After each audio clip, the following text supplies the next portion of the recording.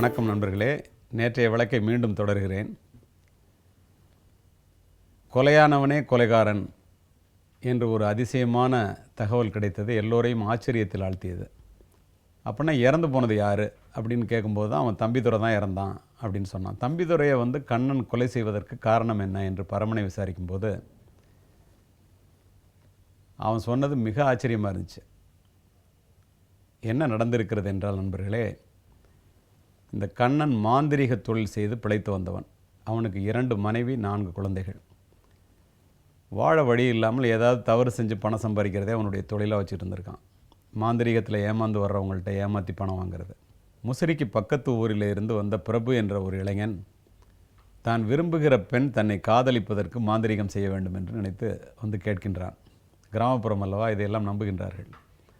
5000 ரூபா பணம் கூட அந்த பொண்ணை உன்னை காதலித்து கல்யாணம் பண்ணுற வரைக்கும் நான் கொண்டு வந்து வச்சிட்றேன், அது என்னுடைய பொறுப்புன்னு சொல்கிறான். அவன் 5000 ரூபா பணம் கொடுத்துட்றான். இவன் மாந்திரிகம் செஞ்சுட்டு நீ போய் உன்னுடைய காதலை அந்த பொண்ணுகிட்ட சொல்லு, அது உன்னை நிச்சயமாக விரும்பும் அப்படின்னு சொல்லி அனுப்புகிறான். இவன் அந்த பொண்ணு கல்லூரிக்கு போகும்போது போய் நான் உன்னை காதலிக்கிறேன்னு சொல்கிறான். அந்த பொண்ணு செருப்பு கழட்டி அவனை அடிச்சிருது. அடிப்பட்ட அந்த வேகத்தோடு இவன்ட்ட வர்றான். உன் பேச்சை கேட்டு நான் போனேன், எல்லாருக்கும் முன்னால் என்னை செருப்படி வாங்க வச்சுட்டேன், நீ பணத்தை திரும்பி கொடுறான்னு கேட்குறான். நீ ஏதோ ஒரு தவறு நடந்திருக்கு, நான் சொன்னபடி நீ நடக்கலை, இன்னும் ஒரு தடவை நீ என்னை நம்பு, இன்றைக்கு நைட்டு ஒரு மாந்திரிகம் பண்ணினா நிச்சயமாக உன்னுடைய எண்ணம் நிறைவேறணும்னு அவனை ஏமாத்துறான். அவ்வளோ திறமையாக பேசக்கூடியவன். அதை நம்பி அவன் போகிறான். 2 பேரும் சாராயம் குடிக்கணும்னு சொல்லிவிட்டு சாராயத்தில் சயனைடை கலந்து அவனை கொண்டுறான். அது தற்கொலை தான் சொல்லி விசாரணை ஆரம்பித்த போலீஸ் பக்கத்தில் உள்ள அந்த பிரபுவுடைய நண்பன் அவன் தற்கொலை பண்ணிக்கிறதுக்கு வாய்ப்பே இல்லை, இந்த மாதிரி ஒரு பொண்ணை அவன் விரும்பினான், அந்த பொண்ணை கல்யாணம் பண்ணி வைக்கிறதுக்கு மாந்திரிகத்திற்காக பணம்லாம் செலவு பண்ணிகிட்டு இருந்தான்னு சொன்ன பிறகு அதை விசாரிக்க ஆரம்பித்த பக்கத்து காவல் நிலையம் அவங்க அதை விசாரித்து பிரபு காணா போனதை மேன் மிஸ்ஸிங்னு வழக்கு பதிவு செய்து திரும்ப விசாரணையில் அவன் தான் இறந்தவன் என்று கண்டுபிடித்து அதை கொலை செய்தவன் இந்த கண்ணன் தான் கண்டுபிடிச்சு கண்ணன் மீது ஏற்கனவே ஒரு கொலை வழக்கு இருக்கிறது என்பது அப்பிறகுதான் தெரிந்தது. அந்த கொலை வழக்கு விசாரணை முடிந்து ஆர்குமெண்ட் ஸ்டேஜில் வந்துடுச்சு. அந்த ஆர்குமெண்ட் ஸ்டேஜில் வரும்போது வக்கீல் பணம் கேட்குறாரு. இவன்கிட்ட பணம் இல்லை, நீ பணம் கொடுக்கலன்னா நான் கேஸ் நடத்த மாட்டேன்ட்டார். ஆர்குமெண்ட்டுக்கு வக்கீல் போகலைன்னா கேஸ் தனக்கு தூக்கு தண்டனை அல்லது ஆயுள் தண்டனை கிடைத்து விடும் என்று பயந்தவன். சினிமாவில் கூட நீங்கள் இப்படி சிந்தித்திருக்க முடியாது நண்பர்களே. இவன் என்ன கணக்கு பண்ணுறான், தான் செத்து போயிட்டதா ஒரு நாடகம் ஆடணும், அதுக்கு யாராவது ஒருத்தரை கொலை பண்ணணும், எப்படியா இருந்தாலும் நம்ம தூக்கு தண்டனை அல்லது ஆயுள் தண்டனை. ஒருத்தனை கொலை பண்ணிவிட்டு நான் தான் இறந்தேன்னு சொல்லி தன்னுடைய மனைவியின் மூலமாகவே நம்ம நம்ப வச்சிட்டோம்னா வழக்கிலேருந்து விடுதலை பெற்றலாம், நம்ம வக்கீலுக்கும் பணம் கொடுக்க வேண்டியதில்லை, ஊர்லேருந்து தப்பிச்சு போய் வெளியில் போய் பொழைச்சிக்கலாம் அப்படின்னு சொல்லிவிட்டு யாரை கொலை பண்ணலான்னு முடிவு பண்ணுறான். அப்போ இந்த பரமன் இவனுடைய நண்பன் இவனை கூப்பிட்டு பேசுகிறான்.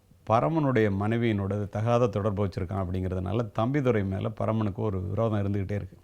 சரி, நான் அவனை கொலை பண்ணிடுறேன், ஆனால் இறந்து போன பிறகு என்னுடைய மனைவியோட நீ போலீஸ் கேட்கும்போது இறந்து போனது நான் தான் சொல்லணும்னு பரமனும் ஒத்துக்கிறான்.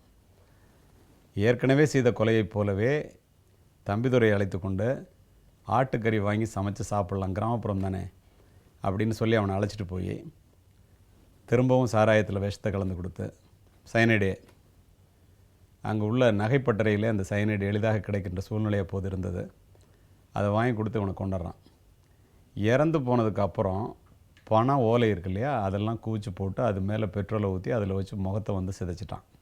இதில் என்ன வேடிக்கைன்னா, எவ்வளவு புத்திசாலித்தனமாக இவன் கொலை செய்தாலும் தன்னுடைய மனைவியையும் பரமனையும் வைத்து இறந்து போனவன் கண்ணன் என்று நாடகம் ஆடினாலும் no crime can be committed without எரர்னு சொல்லுவாங்க. தம்பிதுரையினுடைய மொஃபட் சாவியும் அந்த டோக்கனும் இவனுடைய பையில், இறந்து போன அந்த தம்பிதுரையினுடைய பையில் இருந்ததுனால அதை இவனால் கண்டுபிடிச்சி எடுக்க முடியல. இந்த வழக்குக்கு தொடக்கமே புலன் விசாரணையில் ஒரு நல்ல தகவலை கொடுத்ததே மென்மே லை பட் மெட்டீரியல் வில் நாட்பாங்க. அந்த டோக்கனும் அந்த சாவியும் தான். அதுக்கப்புறம் இந்த ரமாட்டை எப்படி நீ உன்னுடைய கணவனே இல்லாத போது கணவன்னு சொன்னேன்னா, நான் இறந்துட்டதா ஒரு நாடகம் ஆடணும், அதை நீ சக்ஸஸ்ஃபுல்லாக செய்யணும்னு முந்தின நாள் பூரா என்கிட்ட சொன்னார் சார், அதனால் என்னால் மீறி நடக்க முடியல அப்படின்னு சொல்லிட்டான். இப்போ அந்த குற்றவாளியை நாங்கள் பிடிச்சாகணும். எப்படி பிடிக்கிறது? அவன் அப்ஸ்காண்டிங்கில் இருக்கான். உடனே இந்த சூழ்நிலையில் என்ன பண்ணோம்னா, இந்த மனைவி ரமாவினுடைய தங்கைகிட்ட அவன் ரொம்ப க்ளோஸாக இருக்கான், அவளோட தொலைபேசியில் தொடர்பு கொண்டான்னு ஒரு தகவல் கிடச்சிச்சு. பக்கத்து ஊர் அது. அங்கே போய் நீ இந்த தகவல் கொடுக்கலன்னா, அவனை நீ பிடிச்சி கொடுக்கலன்னா, குற்றவாளிக்கு உதவி செய்ததற்காக உனக்கும் வழக்கு உன் மேலே வந்துடும் அப்படின்னு சொன்ன பிறகு சிச்சுவேஷனை புரிஞ்சுக்கிட்டு, கொலை நடந்த அன்று இரவு வந்தார் சார். நான் ஒரு கொலை பண்ணிட்டேன், ஆனால் நான் இறந்து போனதாக நம்ப வச்சுட்டேன் போலீஸை. நீ பயப்படாத, இன்றைக்கி ராத்திரி மட்டும் நாங்கள் தங்கியிருந்துட்டு போயிடுறேன் அப்படின்ட்டு சொல்லிட்டு போனாருன்னொன்னே, இவன் தான் கொலைகாரன்னு அறுதிட்டு உறுதியாக எங்களுக்கு தெரிந்து கொண்டோம். பிடிக்கணுமே. அவளுடைய தொலைபேசியை தொடர்பை தொடர்ந்து கண்காணிச்சிட்டு இருந்தோம். பிள்ளை பாசம் அல்லவா, பிள்ளைங்களில் 4 பிள்ளைங்களையும் அழைச்சிக்கிட்டு அந்த ரமாவுடைய தங்கை வீட்டுக்கு நீ அழைத்து கொண்டு வா, நான் அந்த பிள்ளைங்களை பார்க்கணுன்னு சொல்லி அந்த ரமாவோட தங்கைகிட்ட ஃபோனில் பேசுகிறான். அந்த தகவலை அந்த இவனுடைய மைத்துனி எங்களுக்கு சொல்லிட்டான். கரெக்டாக அவள் வீட்டில் போய் இரவில் தங்கியிருந்து காவலர்கள் ஒளிந்திருந்து அவன் கரெக்டாக அந்த வீட்டுக்கு வரும்போது அவனை கைது செஞ்சோம். கைது செய்த பிறகு இப்படி ஒரு புத்திசாலித்தனமாக கொலையை உன்னால் எப்படி செய்ய முடிந்தது என்று வியந்து போய் நான் அவனிடம் விசாரணை செய்தேன்.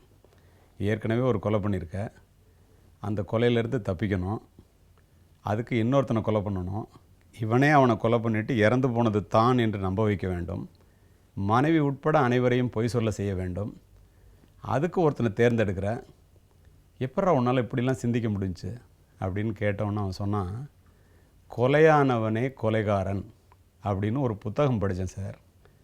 அந்த புத்தகத்தில் ஒரு பேங்க்கில் இருக்கிற வாட்ச்மேன் தான் இன்னொருத்தனை கொலை பண்ணி போட்டுட்டு தன்னுடைய காக்கி ட்ரெஸ் எல்லாம் அவனுக்கு போட்டுட்டு அந்த பேங்க்கை கொள்ளையடிச்சிட்டு போயிடுறான், அது மாதிரி செய்யணும்னு முடிவு பண்ணேன் அப்படின்னு சொன்னோன்னே நாங்கள்லாம் மிகப்பெரிய ஆச்சரியத்தில் ஆழ்ந்து போனோம். ஆனால் எப்படிப்பட்ட புத்திசாலியாக ஒரு குற்றவாளி யோசித்தாலும் காவல்துறையினர் அதைவிட திறமையானவர்கள், அதைவிட அதிகமாக யோசித்து குற்றவாளிகளை கைது பண்ணுபவர்கள் தமிழக காவல்துறையினர். நன்றி, வணக்கம். மீண்டும் நாளை சந்திப்போம்.